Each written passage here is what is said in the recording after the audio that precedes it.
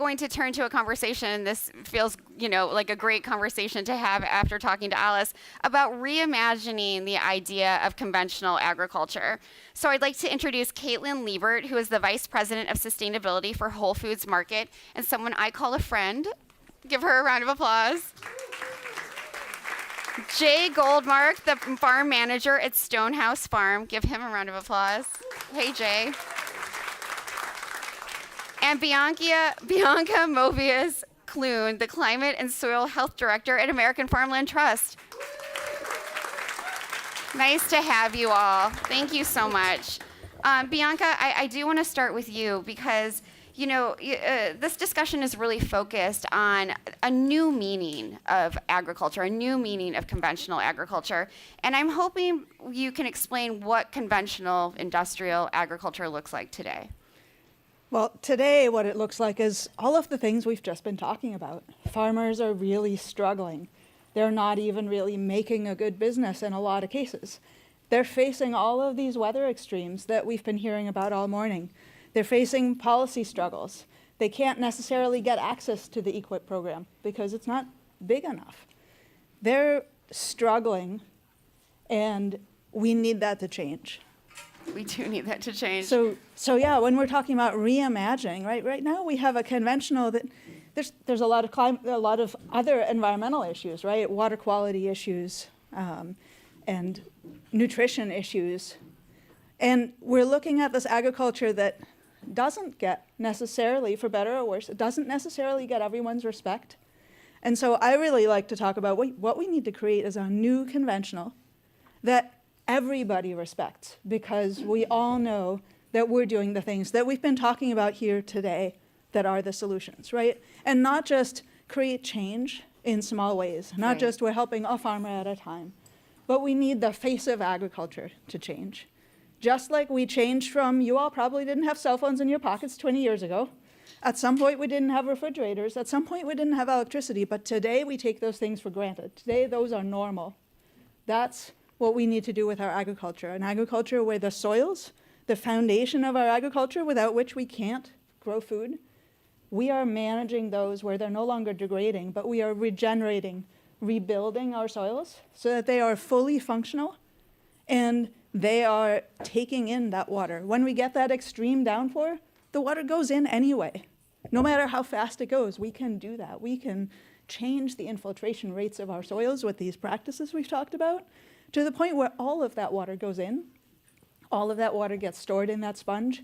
It's available for those microbes that make the soil work. All of you who are here today, if you have any little bit of soil anywhere, I want to tell you that you are a livestock owner. They're microscopic, because one handful of soil has more organisms in it than there are people on Earth. And they need habitat and they need food.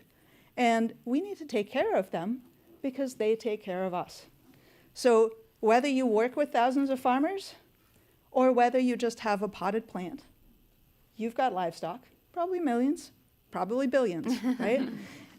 And soil health management systems, regenerative agriculture, where we're maximizing cover, we're maximizing living roots for as much of the time as possible so that they're feeding those microbes. We're minimizing disturbance, biological, physical, chemical disturbance, and we're maximizing biodiversity. That's a soil health management system. That is regenerative agriculture. That needs to be the new normal. That needs to be what we see everywhere on the landscape. I mean, we're always going to have some holdouts, right? There's still folks who don't have a cell phone in their pocket. We're going to have that. But if that becomes the new normal, the face of agriculture is that. We all know that we are supported by agriculture. We support agriculture. That's what we're looking for. Love it, Bianca. Thank you so much. Jay, yes, you can give her a round of applause. Jay, you're farming in the way that Bianca is describing, and it has so many benefits for the land, and we know that. Bianca just, you're taking care of microorganisms, billions of them. You're creating, a really healthy land preservation system. But one thing that you talked to me about when we last spoke was that these practices also bring something to you, and that's joy. And can you talk about why that's so important? Yeah, sure. First, it's an honor to be up here, and especially to follow Alice Waters. It was like amazing to You're hear sitting in her chair. the sensory, the sensory details of the deliciousness. I mean, the joy of farming. Right. Of being a farmer, so much of it is looking at your fields, looking at the weather, the clouds, livestock that you can and cannot see. Yeah, I mean, being a farmer, kind of, you look at stuff, and then the fields and the livestock and the animals tell you what to do. There's an intelligence that you tap into, and that's the meaningful work. I mean, that's the kind of thing that catapults you out of bed in the morning. And all the farmers I know have an insane work ethic. They work until you die, typically. And there's never a dull moment. Never a vacation, really. Right. So I think, just to that sensory note, I mean, there's joy in diversity. In all these cover crops, it's like the splendor of biomass that suddenly is shooting up from the soil, whereas normally maybe you just sprayed and killed everything out. And you think for the first time you can see what those microbes are doing, that the invisible becomes visible with the cover crops, and that's awesome. And you're a young farmer, and I imagine you're young. Believe me, you're young. And I feel like this is something that will encourage more young people to want to be on the land. Yeah. Absolutely. I think, when you're young, you're creative and you question everything, right? I mean, that's the point of being young, and think that you can do things different than your parents. And as a parent, you encourage your children to do those things. And so I think as the next generation of farmers is coming up, absolutely question everything that's being done and find your own inner motivation for being on the farm or finding a farm. And when you add diversity in cover crops and start to manage your own nutrients on the farm, that's self-sustainable, that's self-reliance, and it feels exciting that you're in the driver's seat, and you become an artist. And being a farmer is an artist. Absolutely. And I don't hear that as much. I love what Alice Waters said too, there's an artistry in growing food, and I think we need to get back to that. I love it. Being a farmer is an artist. Give that a round of applause. Yeah.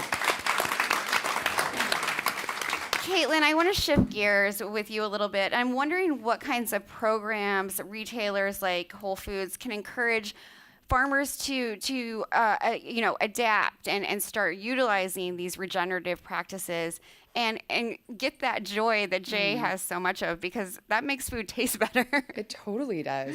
Thank you for having me here today. And I have to say, Jay, it's great to be on the stage with the farmer today as we talk about keeping farmers on land. I just really appreciate you being here. And it's really all about you today. So keep us honest when we're up here, okay? I want to tell a quick story. I was in Iceland this summer. We got to look at, visit a couple farms with a group from Whole Foods. And we visited a dairy farm with Icelandic Provisions, one of our suppliers in store. And we met 5 generations of farmers, which is incredible, dairy farming. And we were so excited to visit with this group focused on sustainability and ask this farmer with a translator all about his climate smart and sustainable practices, leading the way and how important it was.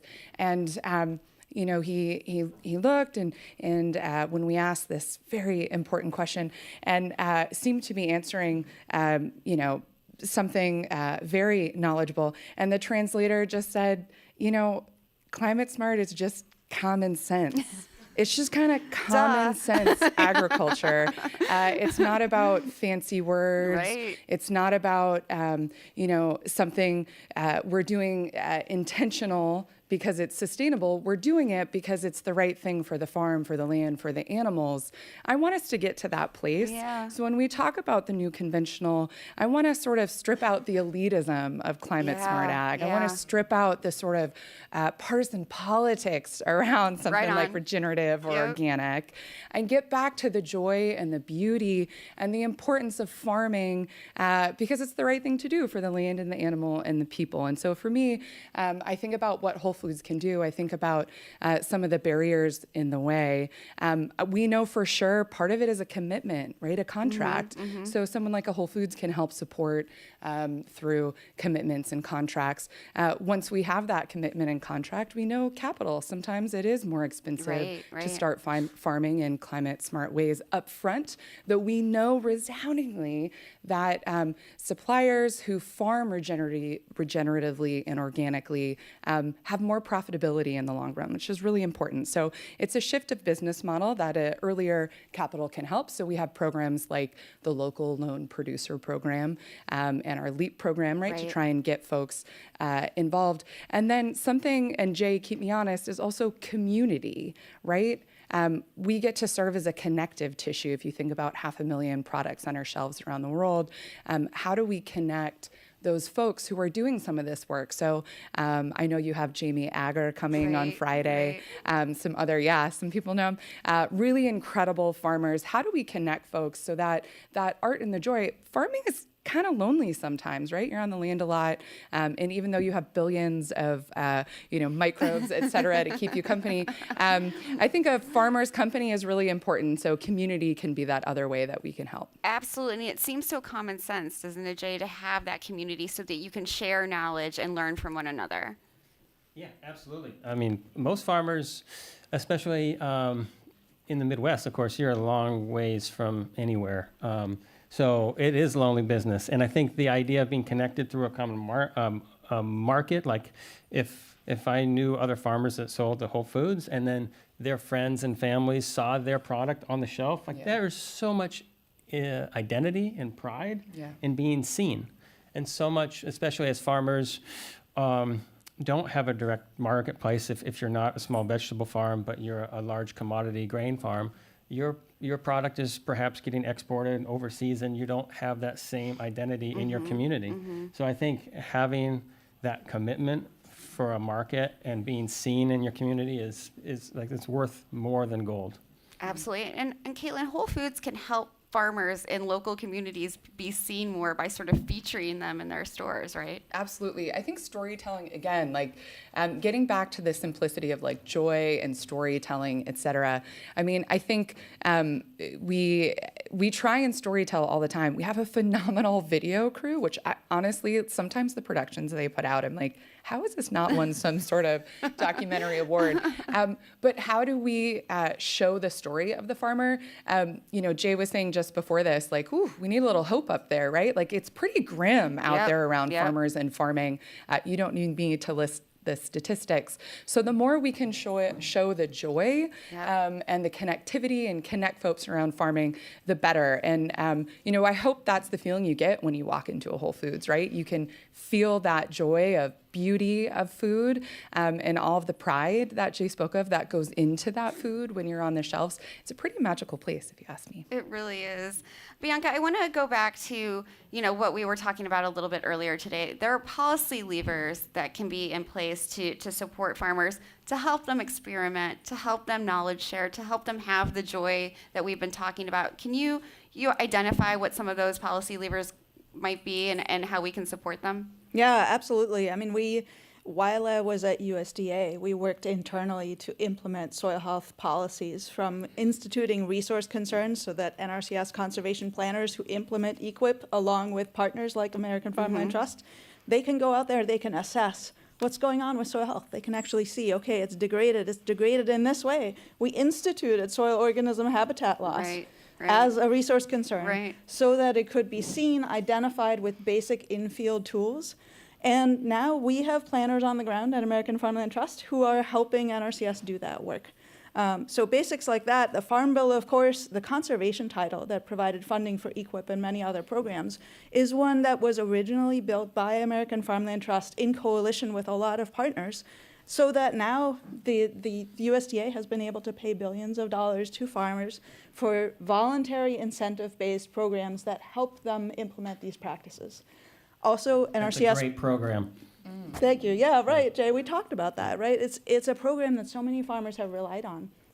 They provide grants. So for example, I run several soil health demonstration trial programs in both cover cropping and biochar, getting those on the ground, helping farmers understand how to do that, and then rolling those lessons out. And those kinds of programs are critical for us to help farmers innovate, but have the support as they innovate.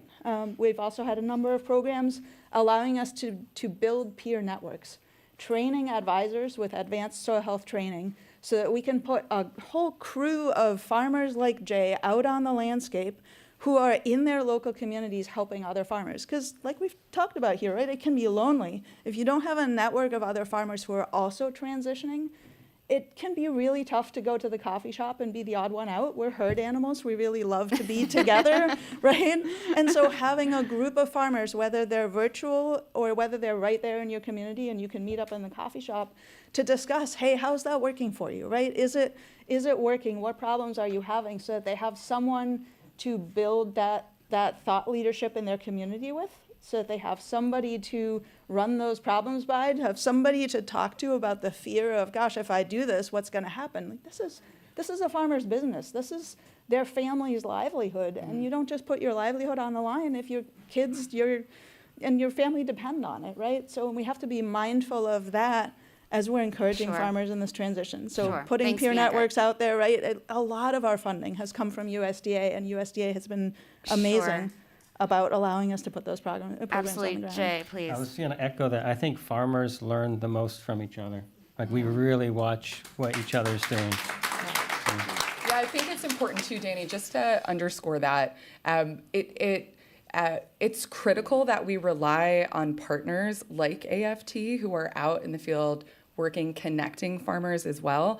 It's one thing for Whole Foods to say, like, we work with farmers and we support farmers. It's another thing to work with the folks who do it really, really well. So American Farmland Trust, National Young Farmers Coalition, Mad Agriculture, these are folks who are doing really important work and on the farm with people that resonates more. As fun as it is for me to be on a farm, it's way more important to have people with the technical ability and knowledge and connection to connect farmers together, right?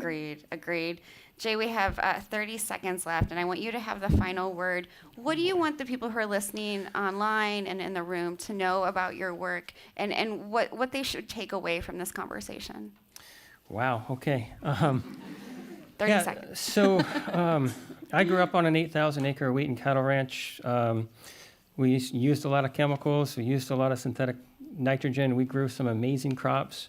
I had a lovely childhood and moved back to the ranch and raised my daughter there. It was utopia. I ended up moving, and I learned a whole new way to farm in New York, where it rains a lot more, so we can grow a lot of cover crops. And I realized there was a whole other back door to farming where you could grow cover crops upon cover crops and be self-reliant in this nutrient cycle. And it opened up the door to just this kind of free fall way of farming where you start to adapt to the weather, and the cover crops are there to help sequester carbon and nutrients, and you have livestock you add to the farm.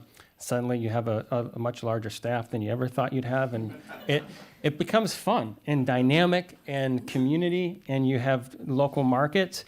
I don't know how to replicate that. I think I am incredibly lucky to have discovered this, but I wish we all could tap back into that sense of farming. I don't care what kind of farmer you are, but like, we grow good, healthy food. You're a farmer. And it doesn't matter if you're organic or regenerative or conventional or new conventional. I think to tap back into that ancient knowledge of farming is what the goal is. What a beautiful point to end on. Thank you, Jay. It was perfect. Thanks to all of the panelists. This was a great conversation. Thank you all.